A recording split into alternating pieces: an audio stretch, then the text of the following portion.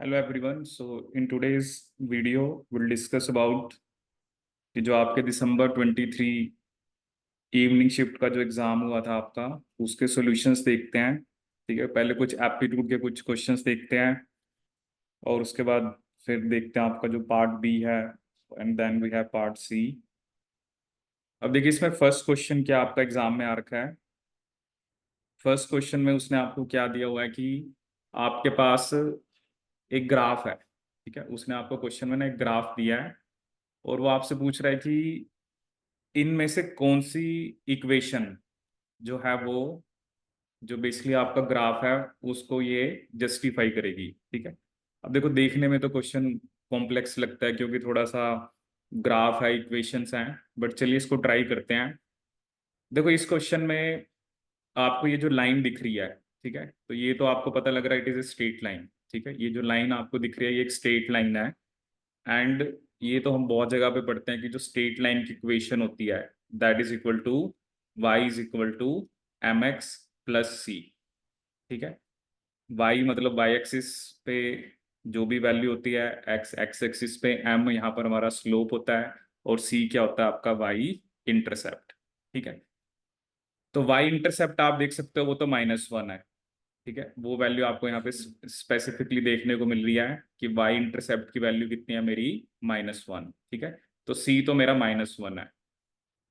ठीक है, अब यहाँ पर आपको मेनली क्या है, स्लोप निकालना है। ठीक है, देखो, स्लोप का सिंपल सा फॉर्मूला होता है change along Y axis by change along X axis.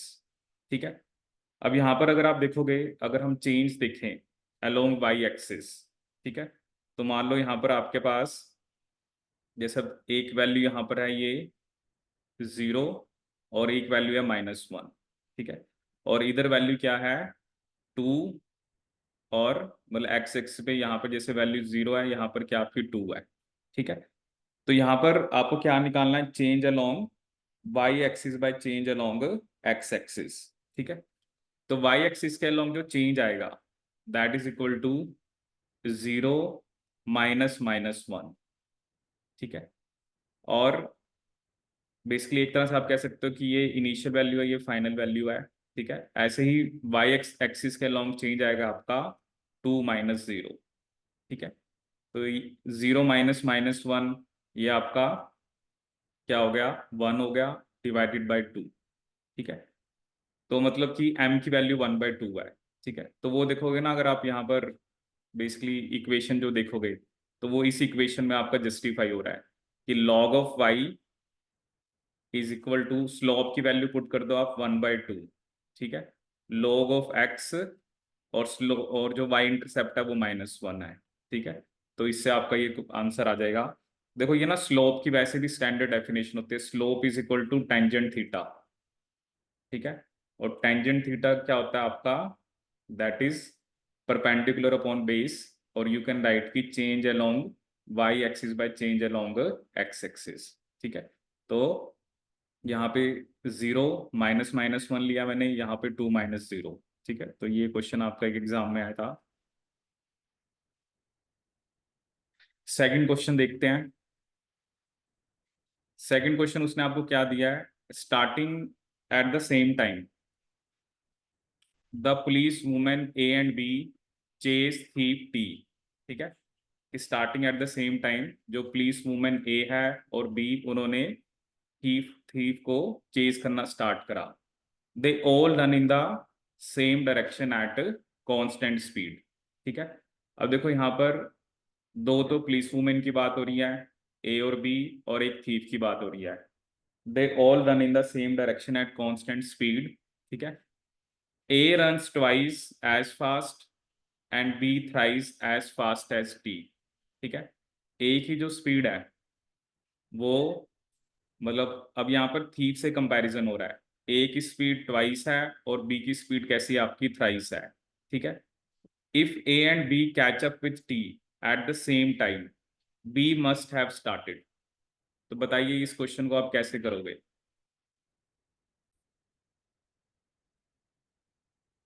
चलिए देखते हैं इस क्वेश्चन को। तो उसने कहा कि starting at the same time police women A and B chase thief T. They all run in the same direction at constant speeds. ठीक है, मतलब उनकी स्पीड जो है वो कांस्टेंट है.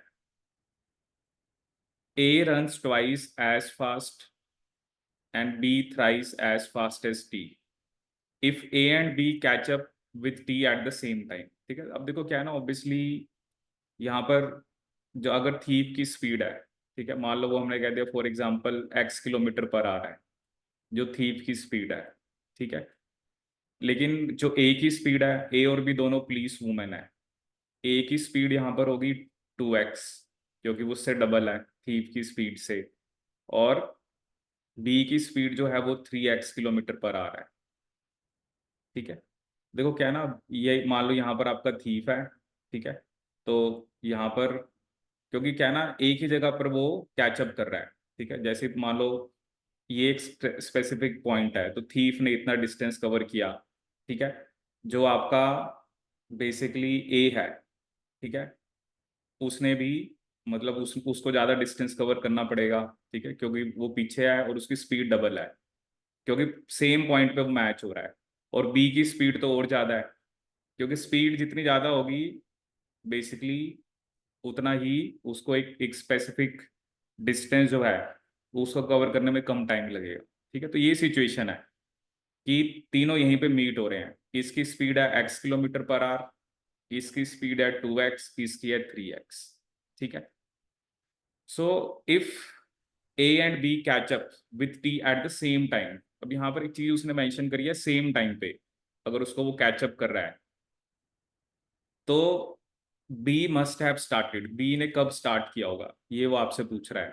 ठीक है, पहली ऑप्शन है कि half as far behind T as A did. ठीक है, मतलब जितना आपका ए टी से पीछे है उसका आधा. ठीक है, दूसरा 1.5 times as far behind T as A did. और तीसरी ऑप्शन क्या है कि twice as far behind T as A did. ठीक है, अब देखो इसमें वही है ना, अगर देखो इसकी स्पीड बेसिकली कितनी है, इसकी स्पीड तो आपकी थी के कंपैरिजन में उससे थ्राइस है. ठीक है, और ए की ट्वाइस है.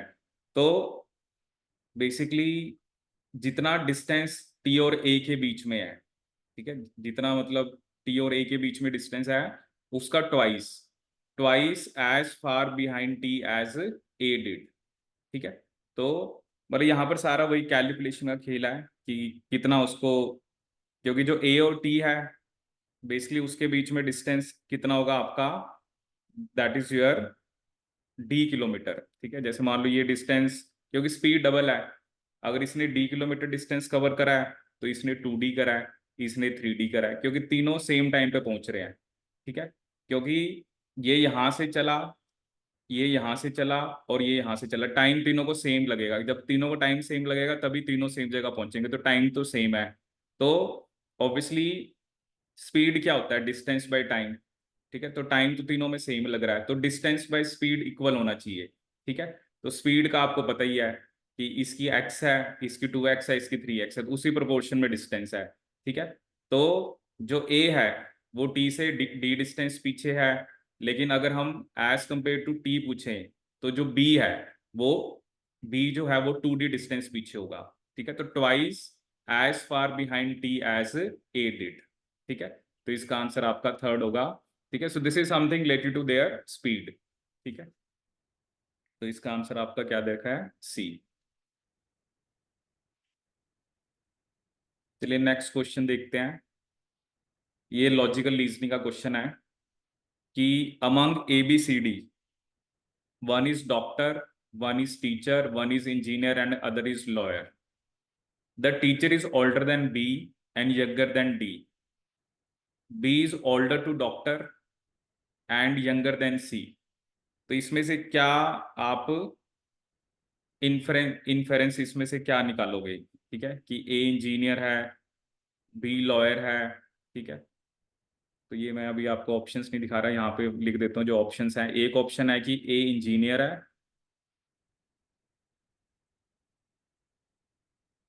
बी लॉयर है, सी टीचर है, और डी आपका, and D is not the doctor, D is not the doctor. तो ये लॉजिकल रीजनिंग का क्वेश्चन है, करिए इस क्वेश्चन को। ठीक है, तो देखते हैं इस क्वेश्चन को करने का क्या तरीका है। देखो इस क्वेश्चन को आप ऐसे करोगे, उसने क्या स्टेटमेंट लिखी है, teacher is older to B but younger than D. ठीक है, जैसे मान लो मैं यहाँ बीच में टीचर को रख देता हूँ।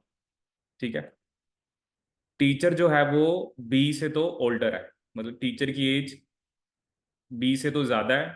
ठीक है, बट डी से कम है। ये मैंने ऐसे ऑर्डर लग दिया कि teacher is older to B, जैसे मैं यहाँ इसकी एज कम है, इसकी ज्यादा है, और इसकी सबसे ज्यादा है। हम इस ऑर्डर में लिख रहे हैं, तो टीचर की एज जो है वो बी से तो क्या है, it is older to B but but younger than D. ठीक है, अब वो कह रहा है जो बी है is older to the doctor. ठीक है, अब ओल्डर है तो यहाँ पे आपका डॉक्टर आ गया कि बी की जो एज है वो डॉक्टर से ज्यादा है, but younger than C, younger than C. ठीक है, अब इसका मतलब यहां से क्या कंफर्म हुआ कि ये डी है ये बी है। ठीक है, तो बी की एज सी से यंगर है, तो इसका मतलब क्या है, सी आपका टीचर है। ठीक है, तो एक तो ये इसमें स्टेटमेंट सही है। ठीक है, दूसरी क्या है कि D is not the doctor. ठीक है, तो ये जो क्वेश्चन आया था ना पेपर में, इसके ये दोनों आंसर करेक्ट हैं। ठीक है, एक तो सी इज इज ए टीचर। ठीक है, वैसे तो इनिशियली जो आंसर आया था उसमें यही था कि D is not the doctor, but यहां से आप ये भी बता सकते हो कि सी इज द टीचर।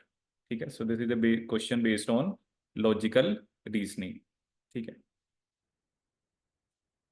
फिर एक ये क्वेश्चन आया था, ये चलो थोड़ा ज्योमेट्री से रिलेटेड है, ये कोई बात नहीं, आप इसको थोड़ा वो कर सकते हो। अब एक क्वेश्चन आया था, this is based on data interpretation. कहता है incomes in lakhs of two person A and B over the year 2006 to 10 are shown in the graph.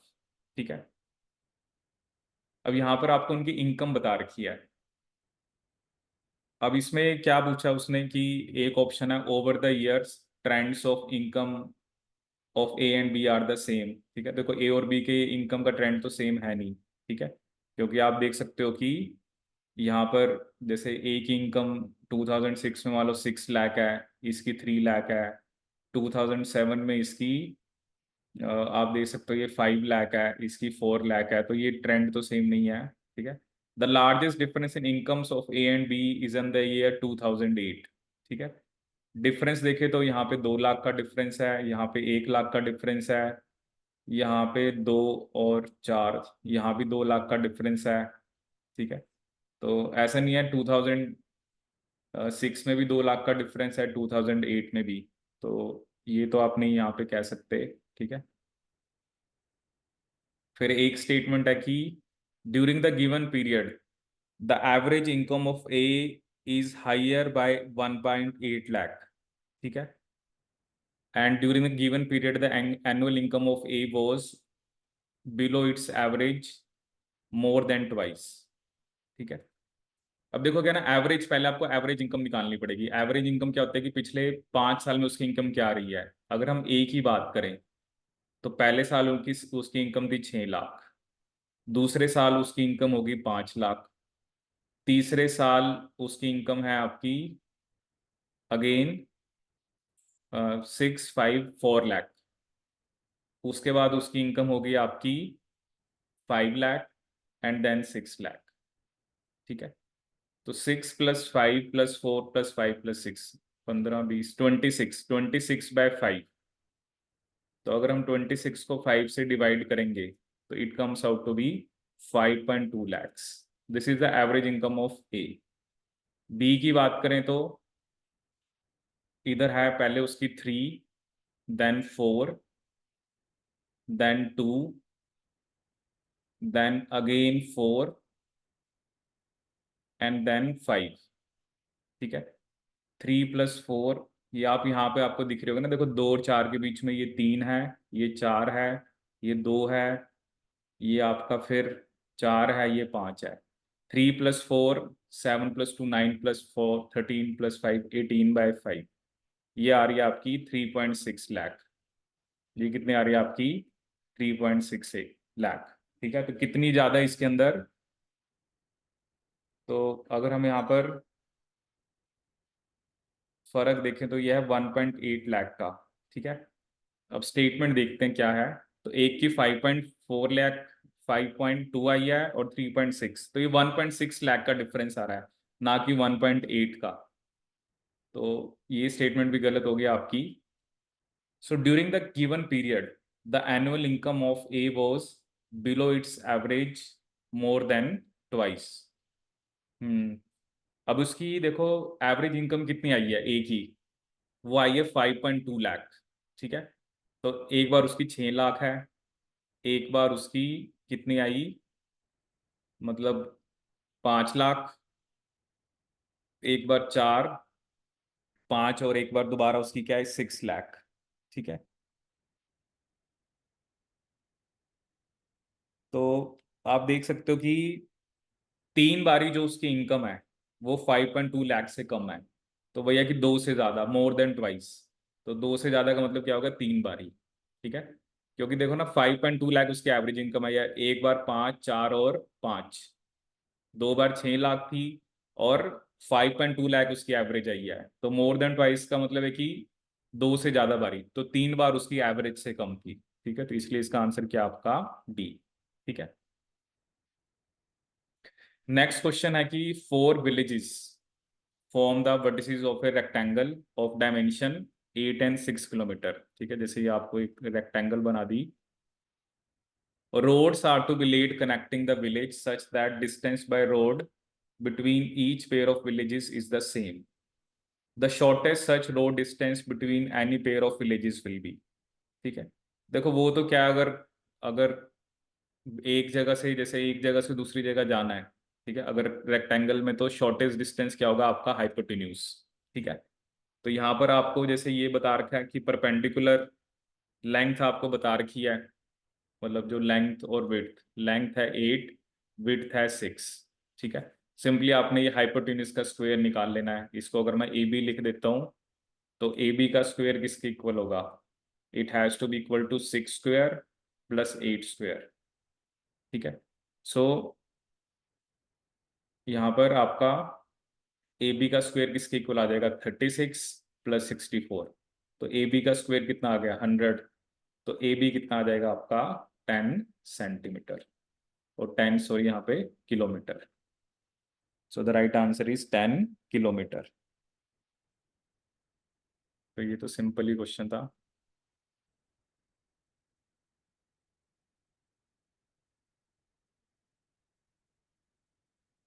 ठीक है, ये भी चलो एक डाटा इंटरप्रिटेशन पे क्वेश्चन है, इसको आप ट्राई करना कि प्रोडक्शन ऑफ, आपको यहाँ पर the production of goods in A factory over 9 months is shown in the graph, average growth over the period under consideration. ठीक है, तो आप देखना इसमें एवरेज ग्रोथ निकाल के देखना क्या आती है। आंसर वैसे इसमें मेंशन्ड है, आप ये कैलकुलेट करना। अब ये क्वेश्चन है कि 100 ml of alcohol from container A containing 1 liter of alcohol is transferred to another container B containing 1 liter of water and mixed well. From this 100 ml is transferred back to container A.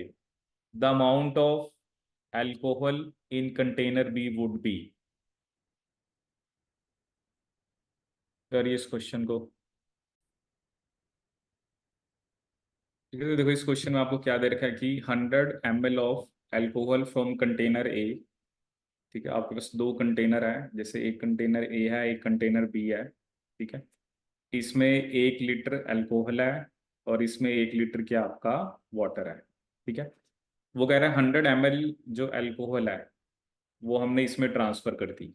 ठीक है, तो इसका मतलब अब इसके अंदर 900 ml alcohol है, और यहाँ पर ऑब्वियसली 1 लीटर तो पहले वाटर था, और इसके अंदर अब आपका 100 ml आपने अल्कोहल डाल दी। ठीक है, 100 ml इसके अंदर अब अल्कोहल है।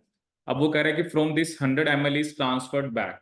ठीक है, अब देखो यहाँ से जो 100 ml जाएगा, क्योंकि देखो इसमें ना 1 लीटर आपका वाटर है, 100 ml अल्कोहल है, ठीक है। अब ये मिक्सचर है, तो अगर आप 100 ml जो आप ट्रांसफर करोगे ना यहाँ से, ठीक है, जो आप 100 ml ट्रांसफर करोगे, ठीक है, उसके अंदर बेसिकली आपका मतलब ऑब्वियसली वाटर ज़्यादा जाएगा। ठीक है, जैसे मान लो 100 ml अगर आप फॉर एग्जांपल ट्रांसफर कर रहे हो, ठीक है, तो ऑब्वियसली उसके अंदर जैसे अब ये टोटल 1100 ml हो गया ना, तो इसमें आपको देखना पड़ेगा कि 1100 में से जब आप 100 ml ट्रांसफर कर रहे हो, तो अगर यहाँ पे रेशियो देखो तो मतलब ये आपका वाटर ज़्यादा है और अल्कोहल आपका कम है। तो आपको ये एक तो ये देखना पड़ेगा कि जब आप 100 ml ट्रांसफर कर रहे हो तो इस 100 ml के अंदर कितना वाटर होगा और कितनी अल्कोहल होगी, वो बताओ कैसे कैलकुलेट करेंगे। क्योंकि ये तो 1100 ml मिक्सचर हो गया ना, क्योंकि आप मिक्सचर में से आप 100 ml ट्रांसफर करना है, तो 100 ml में कुछ अमाउंट वाटर की होगी और कुछ अल्कोहल की होगी, तो कितना वाटर होगा कितना अल्कोहल होगा। ठीक है, देखिए अब हम इस चीज को कैसे निकालेंगे कि जो हम 100 ml ट्रांसफर कर रहे हैं उसमें कितना वाटर और कितना अल्कोहल जा रहा है। देखो सीधा सा फंडा है, आपको ये पता है कि जो 1100 ml है, अगर 1100 ml का जो मिक्सचर है उसके अंदर 100 ml अल्कोहल है, ठीक है, लेकिन हमें तो 100 ml मिक्सचर ट्रांसफर करना है, तो 100 ml के अंदर कितनी अल्कोहल होगी, 100 × 100/1100। ठीक है, तो इसको आप सिंपली 100/11 लिख सकते हो। 100/11 it comes out to be 9.09। मतलब जो आप ये ट्रांसफर कर रहे हो ना, इसमें 9.09 अल्कोहल होगी, और बाकी जो बचा दैट इज 100 माइनस 9.09 आपका क्या होगा, दैट इज 90.91 वाटर। ठीक है, अब देखो ये अल्कोहल उधर चली गई और वाटर भी गया है, तो यहाँ पर अब 900 प्लस 9.09, तो यहाँ पे कितनी अल्कोहल होगी, 909.09। ठीक है, और देखो 90.91 इसमें से वाटर चला गया जो आपका ये मिक्सचर था। ठीक है, तो तो ऑब्वियसली इसके अंदर भी क्या होगा अब आपका, क्योंकि बाकी तो अल्कोहल इसमें भी रहेगी ना, तो 90.91 क्योंकि इसमें पहले 1 लीटर वाटर था, ठीक है, तो 90.91 वाटर इसमें से चला गया, तो उसको जब आप माइनस करोगे 1000 माइनस 90.91, 90.91, तो वो वैल्यू भी कितनी आएगी आपकी 909.09। तो यही आंसर है, the amount of alcohol in the container B would be the same as the amount of water in container A। ठीक है, तो जो अमाउंट ऑफ अल्कोहल है कंटेनर बी के अंदर, वो वही अमाउंट ऑफ वाटर है कंटेनर ए के अंदर। ठीक है, तो ये मेरे लिए आपको इसके अंदर ध्यान रखना है।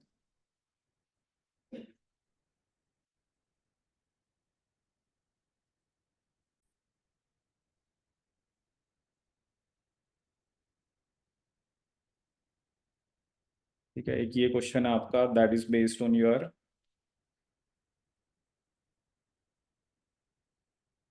ये भी टाइम डिस्टेंस के ऊपर ही है कि एंजेला जो है it travels from A to town T 10 kilometre away, when she is halfway Betty starts from town B to T 15 kilometer away, when Betty is halfway Charlie starts from town C to T 30 kilometer away, when he is half the way basically Dave starts from town D for T। उनकी speed की हमें ratios दे रखी हैं। ठीक है, ये अब करना वैसे ही ट्राई, थोड़ा ही लेंथी क्वेश्चन हो जाएगा आपके लिए, क्योंकि ज़्यादा ही मतलब वही होता है वैन, जब आप एग्जाम में बैठे होते हो तो इस टाइप के क्वेश्चन थोड़े से ज़्यादा टाइम कंज्यूमिंग होते हैं। तो वैसे आप ट्राई करके देखना क्या क्या उसने आपको दे रखा है, तो इट इज़ ऑल अबाउट कि हमें जल्दी करना है, क्योंकि ये नहीं ना कि हम 10 मिनट में उसका सोल्यूशन निकालें। तो हो तो जाते हैं इस टाइप के क्वेश्चन, बट थोड़ा सा आपको you need to be quick. अब एक क्वेश्चन यहाँ पर था मीन मीडियन मोड, ये आई थिंक हमने पहले भी डिस्कस करा था। देखो कोई भी अगर आपके पास ऐसा डाटा दिया होता है, तो मीन निकालने के लिए पहले आपको सबको ऐड करना पड़ेगा, 65 61 63 65 61, 61, 60, 60, 65, 85, 65, 86, 61, 65, 62। तो मीन निकालने के लिए पहले आपको इन सबको ऐड करके 15 से डिवाइड करना है, ठीक है। तो अगर जब आप इन सबको ऐड करोगे, मतलब जो भी टोटल को जब आप 16 से डिवाइड 15 से सॉरी डिवाइड करोगे, तो ये आ रहा है 65.66। ये होता है मीन, ठीक है। मीडियन के लिए पहले आपको असेंडिंग ऑर्डर में लगाने पड़ेगा, ठीक है। जैसे जो भी वैल्यूज आपको गिवन है उसको असेंडिंग, असेंडिंग मतलब पहले सबसे छोटी, ठीक है। तो अब अगर आप यहाँ पर देखो तो सबसे छोटी वैल्यू है आपकी 60, ठीक है। तो जैसे मान लो मैंने लिखा 60, 60 के बाद 61 है, 61 के बाद इसमें आपका 62 है, ठीक है।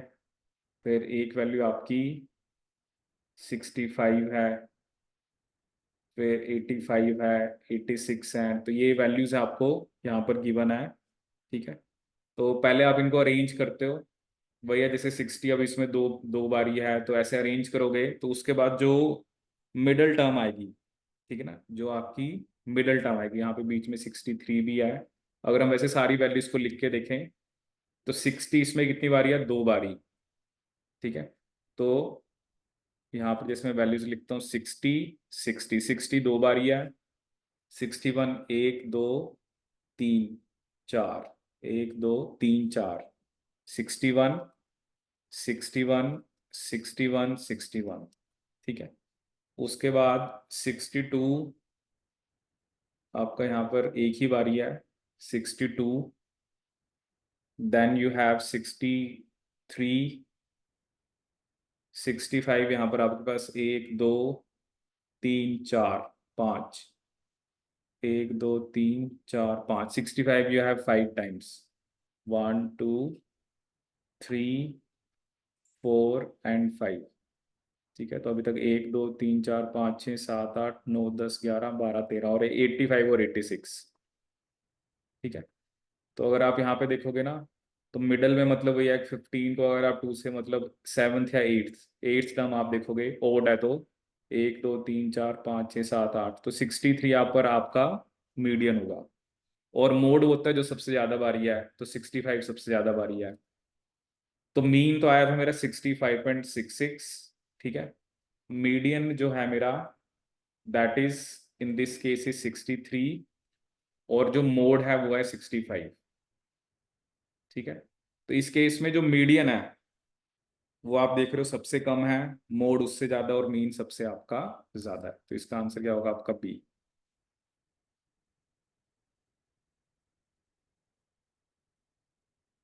This is also based on logical reasoning, कि अलग अलग स्टूडेंट्स के बारे में है, तो ये भी आप ट्राई करके देखना। Then we have one question related to Venn diagram. इसमें वो क्या कह रहा है कि suppose some basketball players play cricket and all tennis players play cricket and no tennis player plays basketball.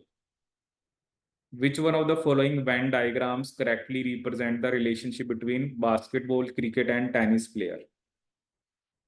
अब इसमें उसने क्या लिखा है कि some basketball players play cricket and, अब देखो ये जो है ना, इसके अंदर ऐसे वेन डायग्राम हम क्या दिखाते हैं, तो इसमें मान लो मैं क्या शो करूंगा कि ये बास्केटबॉल है, ठीक है। ये जो बाहर वाला पूरा है ये क्या है आपका, क्रिकेट है, ठीक है। सम बास्केटबॉल प्लेयर्स प्ले क्रिकेट, इसी वजह से वो दोनों को हम क्या कर रहे हैं, ओवरलैप कर रहे हैं। ये जो दोनों हैं यहाँ पर वो बास्केटबॉल भी खेलते हैं और आपका क्रिकेट भी खेलते हैं, ठीक है। तो ये दोनों आपस में क्या कर रहे हैं यहाँ पर, ओवरलैप। ये दोनों यहाँ पर क्या कर रहे हैं आपके, overlap. Suppose some basketball players play cricket, ठीक है, एंड ऑल टेनिस प्लेयर, तो ये टेनिस के प्लेयर हैं। तो ये देखो टेनिस भी खेलते हैं और ये क्रिकेट भी खेलते हैं, लेकिन कोई भी टेनिस का प्लेयर बास्केटबॉल नहीं खेलता, ठीक है। तो ये जो वेन डायग्राम है, ठीक है, ये वाला ही आपको एग्जैक्ट रिलेशनशिप बताएगा किसके बारे में, basketball, cricket and tennis player group. तो इसका राइट आंसर क्या होगा आपका, ए।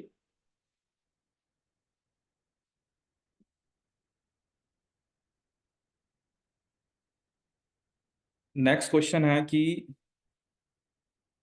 One letter is picked at random from each of the words lunar and lander. The chance that the letter picked from both words belong to the word Pragyan is. ठीक है, अब देखो क्या है ना कि अगर आप ल्यूनर और लैंडर को देखो तो पहले हम ये देखते हैं कि कौन से वर्ड्स हैं जो प्रज्ञान में कॉमन है। तो यहाँ पर जैसे ए आर, अगर आप देखो एल तो आपको चाहिए नहीं, यू भी नहीं चाहिए, एन आपको चाहिए, एन ए और आर। तो ए इसके अंदर है, वो आप देख रहे हो, आर भी है और एन भी है। ऐसे लैंडर में भी देखें तो डी आपको नहीं चाहिए, ई नहीं चाहिए, एन तो आपको चाहिए, और एल आपको नहीं चाहिए, ए और आर चाहिए। ठीक है, तो दोनों में से तीन तीन लेटर्स हैं जो कॉमन है। ठीक है, सो उसने क्या पूछा कि the chance that letters picked from both words belong to the word Pragyan is. ठीक है, तो उसमें बस आपने क्या देखना है कि तीन letter, 3 out of 5 from lunar and 3 out of 6 from lander. ठीक है, तो अगर आप इसको सोल्व करोगे तो क्योंकि वो इंडिपेंडेंट है तो that will come out to be 9/30। इसको हम क्या लिख सकते हैं, आपका 3/10। ठीक है, सो राइट आंसर क्या आ जाएगा आपका 3/10।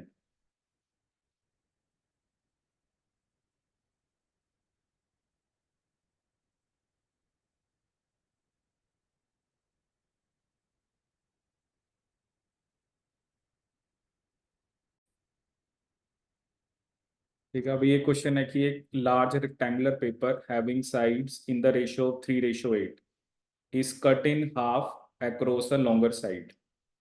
The process is repeated several times. At which stages of the repeated cuttings will the ratio of the sides be 3:8?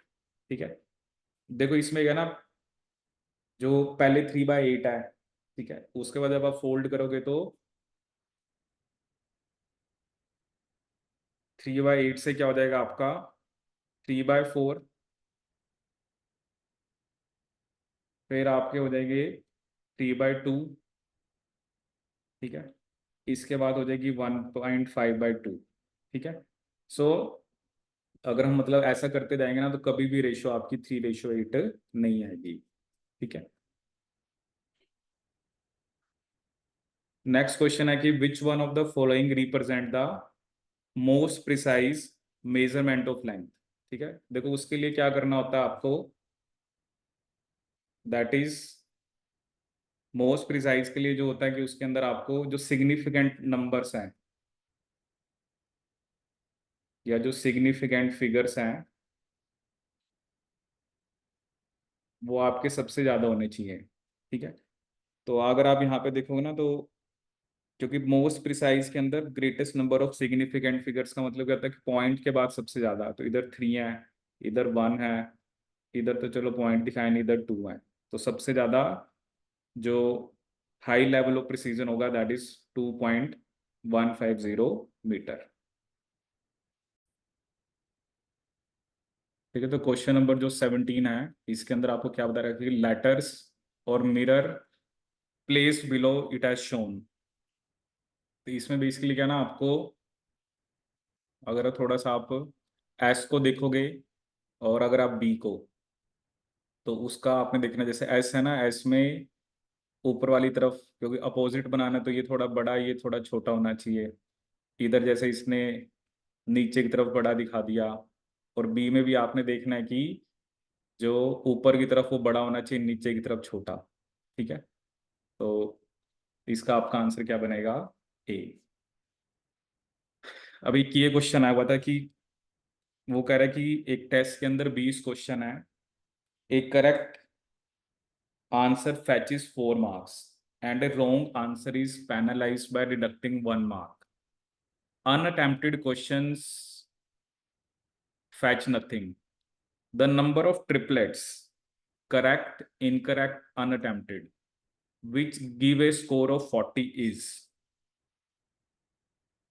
तो कितने टाइप के ऐसे कॉम्बिनेशन बन सकते हैं। ठीक है ना। अब देखो, अगर 20 क्वेश्चन है, 40 नंबर, एक कॉम्बिनेशन तो ये बन सकता है, क्योंकि देखो हमने अटेम्प्टेड, अनअटेम्प्टेड, और एक आपने लिखना इसमें इनकरेक्ट, रॉन्ग। अब अगर अगर 20 में से मान लो वो, मतलब 10 क्वेश्चन उसने अटेम्प्ट करे, 10 अनअटेम्प्ट करे, और 0 रॉन्ग, उसका एक भी नहीं है। एक तो ये कंडीशन है जिसमें उसके 40 नंबर बन सकते हैं। ठीक है। और क्या कंडीशन हो सकती है कि जिसमें उसके 40 नंबर बने? एक एक और हो सकता है कि मान लो उसने फॉर एग्जाम्पल 15 अटेम्प्ट करे, ठीक है, 5 अनअटेम्प्ट, और 15 में से उसके 4 गलत हो गए। तो इसका मतलब 11 उसके ठीक है, तो 44 नंबर उसको मिलने थे, लेकिन 4 उसने गलत कर दिए, तो यहाँ से भी 40 बन सकते हैं।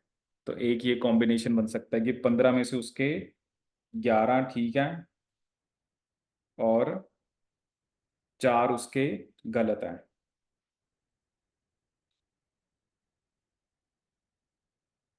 और क्या कॉम्बिनेशन बन सकता है ऐसे ही, देखो बताओ। ठीक है, एक कॉम्बिनेशन और क्या बन सकता है कि मान लो उसने 20 के 20 क्वेश्चन अटेम्प्ट कर दिए, ठीक है, लेकिन उसमें से उसके 8 गलत हो गए। तो 12 × 4, दैट इज 48, माइनस 1 × 8, -8, तो उसके 40 क्वेश्चन, 40 मार्क्स तब भी आ जाएंगे। तो ऐसे 3 कॉम्बिनेशन बन रहे हैं, या तो वो 10 क्वेश्चन करे, 10 के 10 ठीक करे, या अगर वो 15 क्वेश्चन करे लेकिन उसमें से उसके मतलब 11 ठीक हो, और अगर उसने 20 के 20 क्वेश्चन कर दिए, 12 ठीक हो और 8 गलत हो, तब आपके ये कॉम्बिनेशन बन सकते हैं। ठीक है। अब नेक्स्ट इसमें क्या है कि लेट 2 की पावर a, 3 की पावर b एंड 5 की power c is equal to 1200, where abc are integers, then a + 2b + 3c is.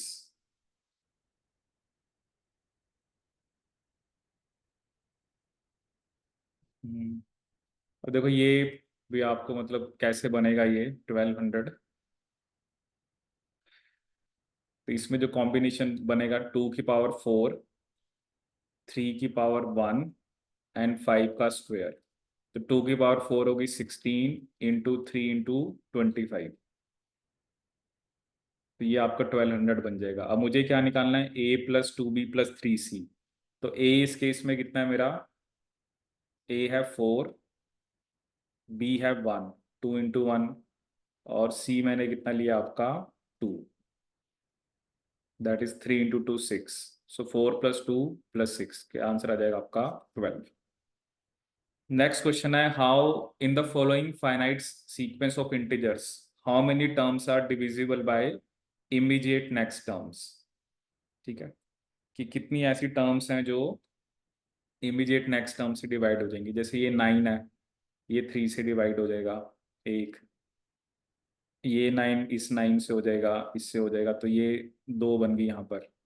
ये वाला 9 इस 9 से हो जाएगा, और ये वाला 9 इससे हो जाएगा, तो 3। ये वाला 6 3 से हो जाएगा, ये वाला 3 3 से हो जाएगा। ठीक है। और ये वाला जो आपका 9 है, ये इस 9 से हो जाएगा। ठीक है। तो इसमें आपके कितने बचेंगे, 6। How many terms are divisible by their immediate next term, तो इसका आंसर आ जाएगा आपका 6। So this is about part A.